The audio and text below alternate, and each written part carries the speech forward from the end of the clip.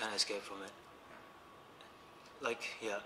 So that was the first big performance, was this 15 Most Beautiful Boys, yeah. And can you tell me about this performance? Because it was, I mean, it was before I knew your work, but right.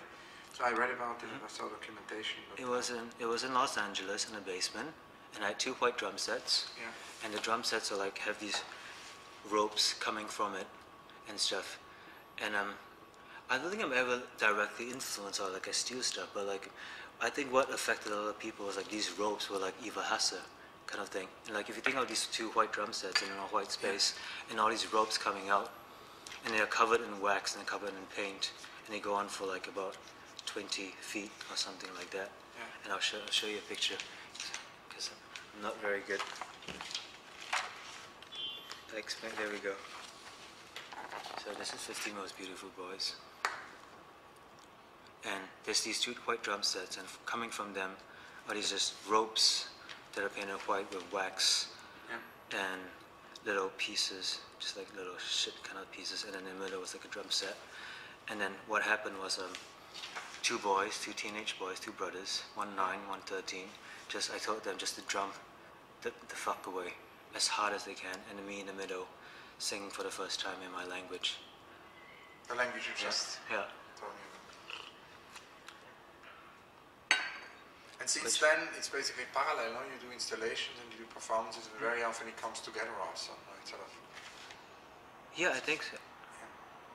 I think so. I think I want to be multimedia. Yeah. I want to be everything. I want to do everything. I want to be YouTube. I want to be. It comes down to like what I was speaking before. Yeah. Even not in Murakami, not even Hearst. No one. It's like the YouTube generation. No one. They have never been able to break. Not even for Matthew itself, because Matthew is even specific for his pieces. No one has been able to break like Warhol in cinema, in like a pop song itself, and I think that's a huge difference. Not to have anything against Jam itself. Miranda July broke a little bit into this realm also. Sorry? Miranda July? Miranda July? Yeah. I recognize her name. She's a performance artist. She broke into the mainstream cinema context and then, but again, it's not like Warhol. No, because my favorite movies ever are the screenings. Yeah. The 3-minute screenings, and that's why I'm doing the talk show. It's almost like the reverse Warhol screening. So the talk show, can you tell me about the talk show? Because downstairs there are 2 chairs, and how does it work? So different people visit you, and then you... Yeah, different people visit me, and I wanted to keep it to like 3, 4, 5 minutes, something that you can put on YouTube. Yeah. And like you just come, and it's called the Terence Koh Show, and we just sit down, and we just go, hello, this is Terence Koh Show, and this is Ulrich Obrist. That's what we're going to do in a minute. We're just going to talk, and we're going to, in 3 minutes, we're going to talk as much as we can. Yeah. As a reverse to the screenings where you don't talk at all. But it's interesting about YouTube because I mean you have, in terms of this whole idea, the art world hasn't really used the internet so much, and I mean in the music world it has really, my interviews, interviewing lots of music kind of bands and as a sort of a parallel project. So from How We Be to the Battles to like all kinds of doing lots of music interviews also with Brian Eno. And when we interview these kind of younger bands, that obviously the internet plays like a huge role for them.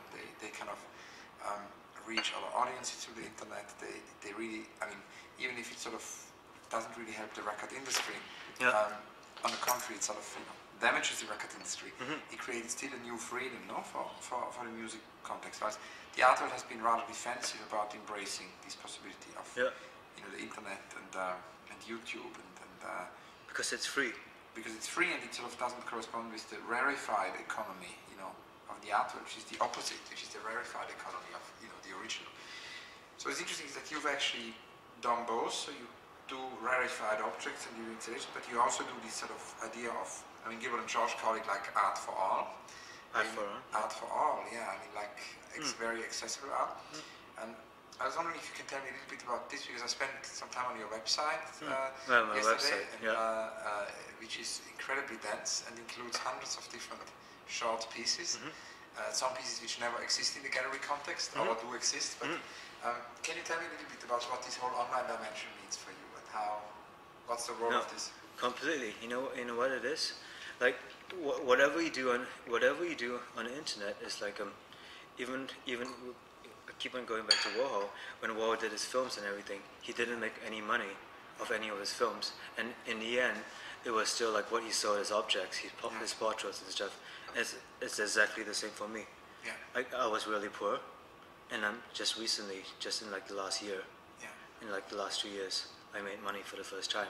And like all these other side projects, books, like my talk show, they don't make any money at all. And maybe in the first time in history for YouTube, or like this generation. And that's why I'm so fucking excited about this talk show. Besides, Glenn O'Brien did this talk show in the 80s, and which you know about itself. But I'm so fucking excited about this talk show because no artist since Warhol has been able to break that thing. Warhol did it with the media, with like television, with like photography and magazines.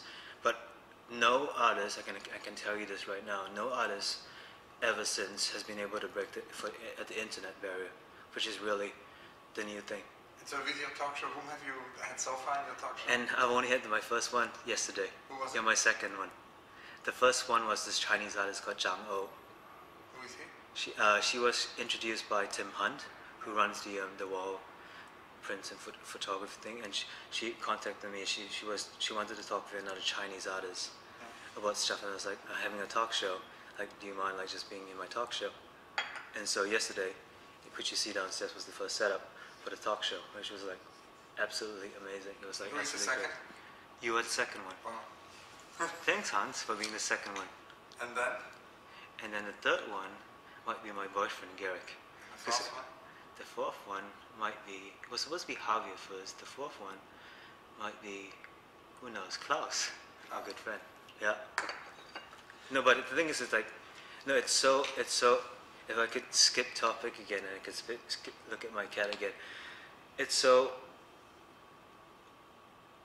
really, really exciting that no artist since has like been able to like just talk with anybody, and it's just not limited to artists, it's like limited to waiters in Chinatown, to like bands and stuff, and it's just like me talking, and then it's going to be like immediately going to be transferred to YouTube, immediately going to be transferred to the iPod podcasts, which is like the iPod, which is like another thing.